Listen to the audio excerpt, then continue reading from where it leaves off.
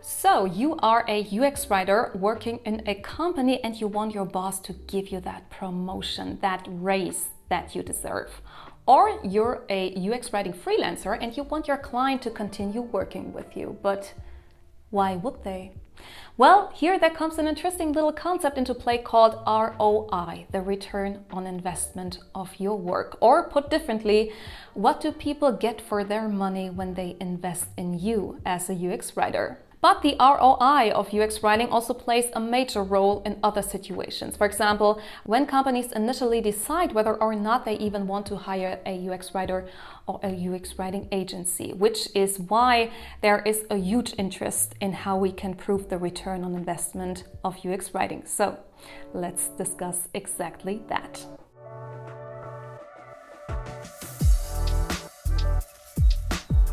Hey everyone, my name is Kat, Dr. Kat if you're an engineer, and I teach people about writing in tech. And on this channel you will find everything that you need to know, especially about UX writing. So if you don't want to miss out on all of that, make sure you hit subscribe and ring the bell. Now, before we start discussing the ROI of UX writing, a huge disclaimer from my side.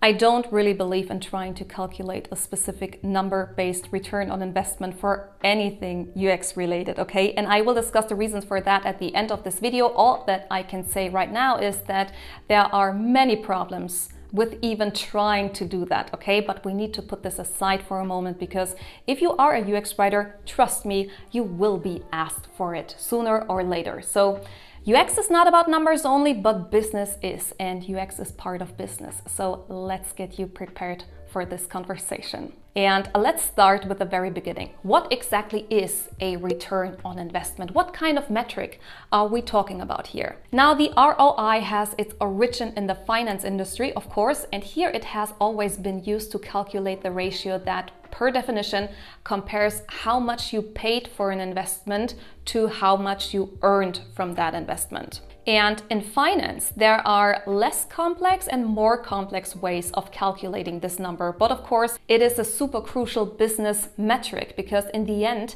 it will tell you whether you make the right business decisions in the long run or whether you are basically just wasting your money. Now, in UX, things are a little different. In UX, it's usually about comparing how much you paid, for example, for redesigning an app and seeing what you got from redesigning that app. And in reality, in real business practice, these must not necessarily only be direct financial benefits, like more revenue, for example. It could also be improved App Store ratings or the target audience finding your brand more attractive. So working with the ROI of UX writing isn't just a numbers game, okay? It's about storytelling and illustrating the value, the relevance, and the impact of your work, and showing to others the significance of UX writing and positioning UX writing as an essential player in your company. And of course, it's also something very nice to have, for example, for your portfolio to include in your case studies. Now, let's cut right to the chase, babes. Here are 6 ways you could measure the return on investment of UX writing. And first, very simple, but for sure the most impactful one is increased sales or revenue. If your team changed nothing about the company's website or app and only the copy was reworked, so this is the only thing that was changed, and now significantly more people buy the premium version of the app or buy stuff from your website or shop or start a subscription, then the increased revenue from the moment you launched the new version of the UX copy is your return on investment. And this is a number that you can easily find in your revenue sheet, for example. So if you want to measure this, make sure you ask for the revenue in a certain period before rewriting the copy and after rewriting the copy, okay? And give it some time. Now, closely related to that, we have conversion rates. So sign-up rates, engagement rates, newsletter subscriptions, etc. Every time a user interacts with your content in a way that is meaningful for your company's business and its success, that is your conversion rate. And of course, if you write good, persuasive, effective, clear UX copy, people are more confident about actually clicking buttons and tapping links, etc. And to get this number, of course, you can run, for example, A/B tests, or you can also work with tools like Google Analytics and Mouseflow to see conversion rates before and after you rewrote the UX copy. But these two are pretty obvious, right? So let's dive deeper. The third way in which your company might experience a return on investment regarding UX writing is a reduced number of customer support requests.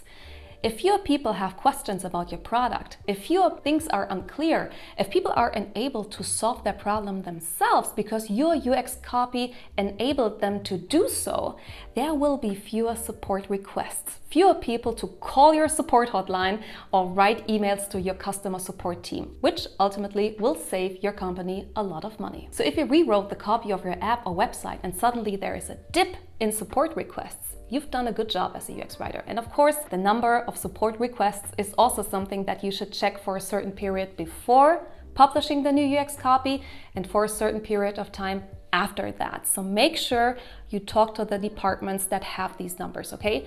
Generally, talking to customer support as a UX writer is a good idea, okay? So do this anyway. But of course, we go for the big fish, right? We are UXers, folks. So what do we go for? Right. User satisfaction. We want to see if our users are happier with our new UX copy than they were with the old version of the UX copy. And we can take a look at a bunch of numbers here. We can start, for example, with improved app ratings in the app stores.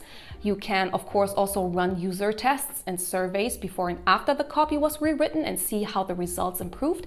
And you might also think about metrics such as the Net Promoter Score, which is a score that basically rates the likelihood that users would recommend a digital product to someone else. But with this one, make sure you also know about the flaws of the score, okay? Now, next, there is something that can also be very interesting for you if you work on a website, not on an app, but on a website, and that is SEO Related Metrics. So user engagement, user interaction, retention, bounce rate, etc. All of this can be summed up as how much time users spend on your website and how intensely they interact with your content. So, for example, do they come to your website and stay there and read your copy and interact with those buttons and links?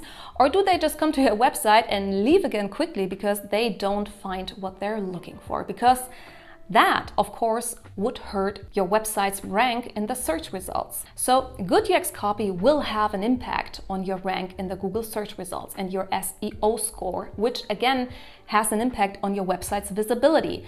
And if you want to know about that, of course, this can be measured with the help of classic SEO tools such as Seeability or Systrix. And again, make sure you can get the numbers from before and after you rewrote the UX copy. And a last one, and this one is a bit tough, but it needs to be mentioned, it's brand attractiveness.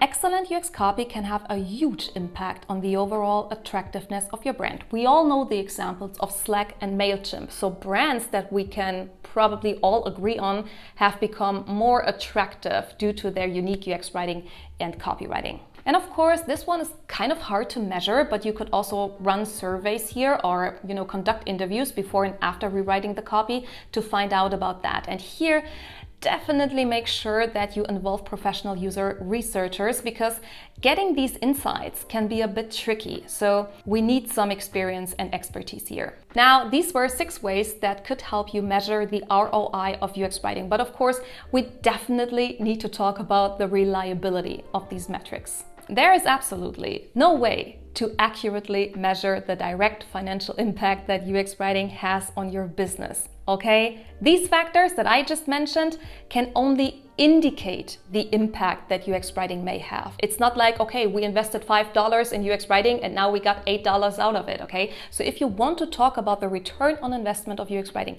because maybe your boss or your potential client asks you about it, you can tell them, hey, this is how we can potentially measure the impact of UX writing. But UX writing is one design element, one of many design elements in the interface. And it is probably absolutely impossible to calculate a direct return on investment of changing one of these single elements. And to be able to do that, we would really need to change only one piece of copy in the entire user flow to see how that changes the conversion rate, for example. And there are cases where this was done. For example, this very popular case of the Google hotel search, where Google changed the button copy from book a room to see availability, and they saw a direct increase of conversion. So more users are continuing their journey from here, and this increased conversion is kind of the return on investment in UX writing. But as you can also see in this example, deriving a financial gain is still hard because users are continuing their journey, which is already great, but do we earn more money from that? That's not too easy to judge here. And here you can see that there are still a couple of things that you have to keep in mind when you want to work with ROI measuring in UX writing. To be more precise, there are 5 tips that I would like to give you here. First, ask yourself, your management and your team what these numbers should be used for. Are they supposed to help you improve your UX writing in the long run? Or are they supposed to determine your salary, for example, or the size of the UX writing team? You better, get that straight right in the beginning, okay? Second, create awareness and set realistic expectations with stakeholders and management about what ROI numbers can tell you about the impact of UX writing and what they cannot tell you, because this is something that they need to understand in order to interpret these numbers correctly. Third, approach measuring the ROI in a strategic and structured way. So think about what you want to measure, how you want to measure it, and when you best start measuring. Then be consistent with measuring. So check the numbers regularly, make sure everything works properly with your tools, and keep on measuring these numbers for at least 1 year to really get meaningful results, okay? And ultimately, work on continuously improving your measuring. So optimize your strategy, your tooling, refine your approach, etc. Get experts on board to review your measuring system, just so you make sure that your measuring is accurate and stays accurate, okay? However, overall, keep in mind that measuring the ROI of your work can be a complex issue. It's actually a strategic, a political, a technical endeavor that can lead to very interesting results, but that can also be misleading and maybe even lead to false conclusions. So if you and your team want to do it out of curiosity or because you want to improve your work in the long run, I think it's a great idea. But if your company or client wants to do that because they want to see if you are worth their money, reconsider going down that road. Because there is one thing that is sure about UX writing, and that is that it is necessary. It is not nice to have. It is necessary to create great user experiences. We are actually far beyond the point of having to prove that UX writing is needed and that it has value. So if that is the motive here, what you do is you go to your closet, you grab the most comfortable pair of sneakers that you have, and then you run, okay? Because you deserve better. Now, I think those are good words to end this video, so thanks for watching. Make sure you hit like and subscribe. Make sure you follow me on Instagram, where I also share free tips and tricks about writing in tech and UX writing in particular. And of course, as always, keep on writing, enjoy the process, and I hope to see you sometime soon.